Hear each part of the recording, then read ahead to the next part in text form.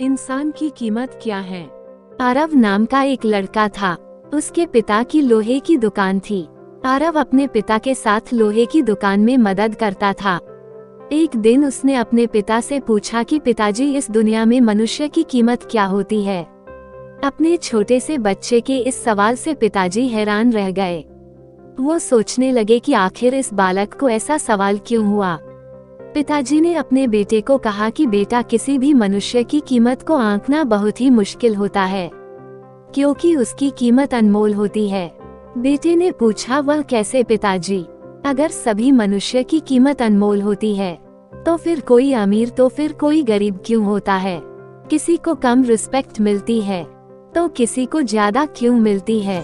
पिताजी ने अपने बेटे को समझाने के लिए कहा कि तुम स्टोर रूम में जो लोहे का बड़ा सा टुकड़ा पड़ा है वो लेकर आओ। बेटे ने कहा, जी पिताजी। वो लोहे का टुकड़ा लेकर आता है। पिताजी उससे पूछते हैं कि बताओ, इस लोहे के टुकड़े की क्या कीमत होगी। आरव बताता है कि 500 रुपए। पिताजी अब उससे पूछते हैं कि अगर मैं इस टुकड़े के छोटे छोटे कील बना दूं तो फिर उसकी क्या कीमत होगी।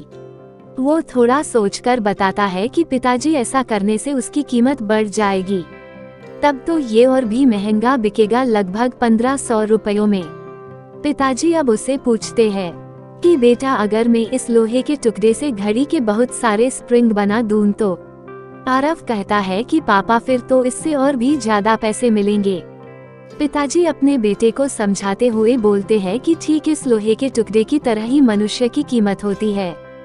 मनुष्य की कीमत भी इसमें नहीं होती है कि अभी वो क्या है, बल्कि इसमें होती है कि वो अपने आप को क्या बना सकता है। आरव अब समझ चुका था कि उसके पिता क्या कहना चाहते हैं। हम भी अपनी कीमत आंकने में कई बार गलती कर देते हैं। हम अपने प्रेजेंट स्टेटस को देखकर अपने आप को वैल्यूलेस और मीनिंगलेस मानने लगते हैं।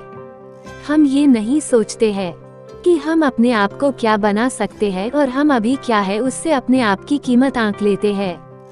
हमें हमेशा अपने आप को इम्प्रूव करते रहना चाहिए और अपनी सही कीमत प्राप्त करने की दिशा में आगे बढ़ते रहना चाहिए।